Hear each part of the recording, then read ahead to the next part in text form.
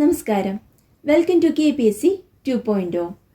ഇന്ന് നമ്മൾ കഴിഞ്ഞ LGS ചോദ്യപേപ്പറിലെ ആദ്യ 10 ചോദ്യങ്ങളാണ് വിശകലനം ചെയ്യുന്നത്.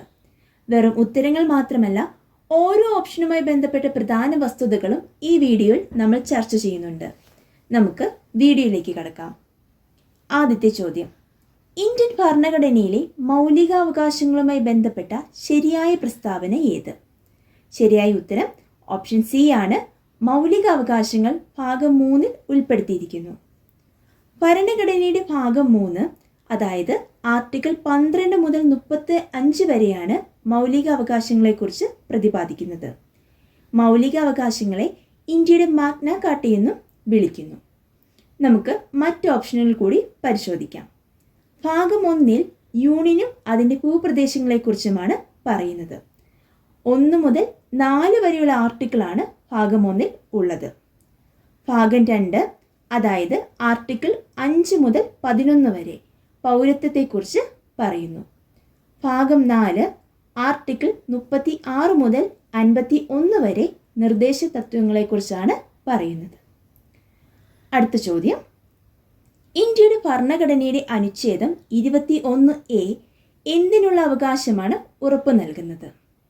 ഉത്തരം ഡി ആണ്, വിദ്യാഭ്യാസം.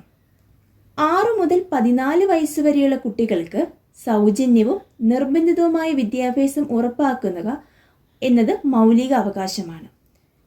2002 86 ഭരണഘടനാ ഭേദഗതിയിലൂടെയാണ് ഇത് കൂട്ടിച്ചേർത്തത്. ഓർക്കുക, 2002 86 ഭരണഘടനാ ഭേദഗതിയിലൂടെ. മറ്റ് ഓപ്ഷനുകളിലേക്ക് കടക്കുകയാണെങ്കിൽ, സമത്വത്തെക്കുറിച്ച് പറയുന്ന ആർട്ടിക്കിൾ 14 മുതൽ 18 വരെയാണ്. സ്വകാര്യതയെക്കുറിച്ച് പറയുന്ന ആർട്ടിക്കിൾ 21 ആണ്. സ്വകാര്യതയ്ക്കുള്ള അവകാശം മൗലികാവകാശമാണെന്ന് സുപ്രീം കോടതി വിധിച്ച പ്രശസ്തമായൊരു കേസുണ്ട്, KS Puttaswamy versus union of India 2017. അതുകൂടി ഓർത്തിരിക്കുക. അടുത്ത ചോദ്യം: മലബാറിലെ കാർഷിക കലാപത്തെപ്പറ്റി പഠിക്കാൻ ബ്രിട്ടീഷുകാർ നിയമിച്ച കമ്മീഷൻ ഏത്? ശരിയായ ഉത്തരം വില്യം ലോഗൻ കമ്മീഷൻ. മലബാറിലെ കുടിയാന്മാരുടെ പ്രശ്നങ്ങളെക്കുറിച്ച് പഠിക്കാൻ 1881 വില്യം ലോഗനെ നിയമിച്ചത്. ഇദ്ദേഹമാണ് പ്രശസ്തമായ മലബാർ മാനുവൽ രചിച്ചത്. മലബാർ മാനുവൽ രചിച്ചത് വില്യം ലോഗൻ. മറ്റ് ഓപ്ഷനുകൾ നോക്കാം. ഹണ്ടർ കമ്മീഷൻ ഇന്ത്യയിലെ വിദ്യാഭ്യാസ പരിഷ്കാരങ്ങളെക്കുറിച്ച് പഠിക്കാൻ 1882 നിയമിക്കപ്പെട്ട കമ്മീഷൻ. സൈമൺ കമ്മീഷൻ 1919 ഭരണപരിഷ്കാരങ്ങൾ വിലയിരുത്തുവാനായി 1927 നിയമിക്കപ്പെട്ട കമ്മീഷനാണ്. നാലാമത്തെ ചോദ്യത്തിലേക്ക് പോകാം. ചോദ്യം: കുറിച്യ കലാപത്തിൻ്റെ നേതാവാര്? ശരിയായ ഉത്തരം ഓപ്ഷൻ സി ആണ്, രാമൻ നമ്പി. കുറിച്യ കലാപം നടന്ന വർഷം 1812 ആണ്. വർഷം 1812. ബ്രിട്ടീഷ് ചൂഷണത്തിനെതിരെ വയനാട്ടിൽ നടന്ന പ്രധാന ഗോത്രവർഗ കലാപമാണ് 1812 കുറിച്യർ കലാപം. പഴശ്ശിരാജ ബ്രിട്ടീഷുകാർക്കെതിരെ വയനാട്ടിൽ ഗറില്ല യുദ്ധം നയിച്ചു. അദ്ദേഹത്തെ കേരള സിംഹം എന്നും അറിയപ്പെടുന്നു. വേലുത്തമ്പി ദളവ തിരുവിതാംകൂറിൽ ബ്രിട്ടീഷുകാർക്കെതിരെ കുണ്ടറ വിളംബരം 1809 നടത്തി. ബിർസ മുണ്ട ബീഹാറിലും ജാർഖണ്ഡിലും നടന്ന മുണ്ട കലാപത്തിൻ്റെ നേതാവാണ്. ഈ ഓരോ ഓപ്ഷനുകളും നമുക്ക് ഇമ്പോർട്ടൻ്റ് ആണ്. ആ വ്യക്തികളെ കൂടി പരിചയപ്പെട്ടു പോവുക. അടുത്ത ചോദ്യം: സർവ്വവിദ്യാധിരാജ എന്നറിയപ്പെടുന്നത് ആരാണ്? ശരിയായ ഉത്തരം ഓപ്ഷൻ എ ആണ്, ചട്ടമ്പിസ്വാമികൾ.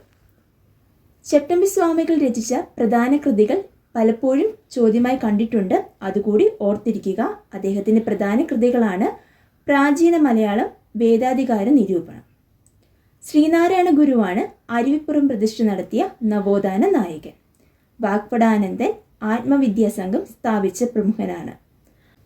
LGS പരീക്ഷയ്ക്ക് മാത്രമല്ല, LDC പരീക്ഷകൾക്കും കേരള നവോത്ഥാനത്തിൽ നിന്നുള്ള ഈ നവോത്ഥാന നായകരെക്കുറിച്ചുള്ള ഓരോ വിവരങ്ങളും നമുക്ക് ഇമ്പോർട്ടൻ്റ് ആണ്.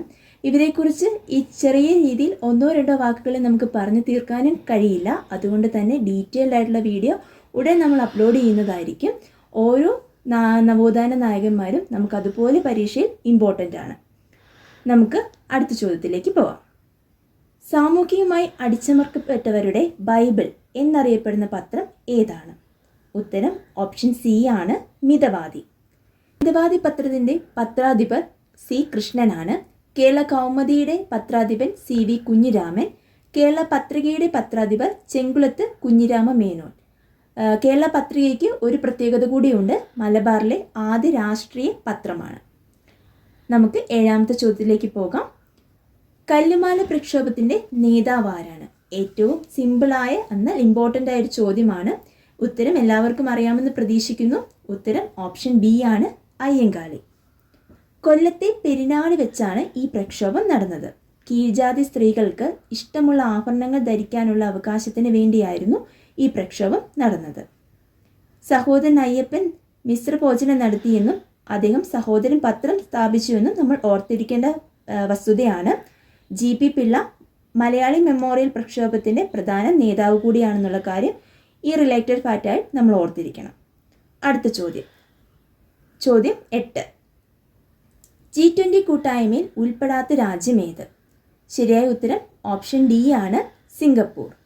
നൽകിയിട്ടുള്ളവയിൽ ഇന്തോനേഷ്യ, മെക്സിക്കോ, ബ്രസീൽ എന്നിവ G20 അംഗരാജ്യങ്ങളാണ്. എക്സ്ട്രാ ഫാക്റ്റ് നമുക്ക് ഇതും കൂടി ഓർത്തിരിക്കാം. 2024 G20 ഉച്ചകോടി നടന്നത് ബ്രസീലിലായിരുന്നു. 2025 26 നമ്മൾ ഓർത്തിരിക്കണം. ഉത്തരം അറിയാവുന്നവർ കമൻറ്റ് ചെയ്യുമെന്ന് വിശ്വസിക്കുന്നു. അടുത്ത ചോദ്യം ക്വസ്റ്റ്യൻ 9. ഇസ്രയേലിൽ നിന്നും പാലസ്തീനിൽ നിന്നും തങ്ങളുടെ പൗരന്മാരെ കൊണ്ടുവരുവാൻ ഇന്ത്യ ആരംഭിച്ച ഓപ്പറേഷൻ്റെ പേരെന്താണ്? ഓപ്ഷൻ എ ആണ് ശരിയായ ഉത്തരം, ഓപ്പറേഷൻ അജയ്. 2023 ഇസ്രായേൽ ഹമാസ് യുദ്ധകാലത്ത് ഇന്ത്യക്കാരെ രക്ഷിക്കാൻ നടത്തിയ ദൗത്യമാണിത്. ഇന്ന് നമ്മൾ ഡിസ്കസ് ചെയ്ത ഈ ചോദ്യങ്ങളും അവയുടെ അനുബന്ധ വിവരങ്ങളും നിങ്ങൾക്ക് ഉപകാരപ്പെടുമെന്ന് കരുതുന്നു. അടുത്ത വീഡിയോയിൽ നമുക്ക് കൂടുതൽ ചോദ്യങ്ങളും അതുമായി ബന്ധപ്പെട്ട റിലേറ്റഡ് ഫാക്റ്റുമായി കാണാം. അതുവരെ എല്ലാവർക്കും നന്ദി. നിങ്ങൾ പഠിക്കുക,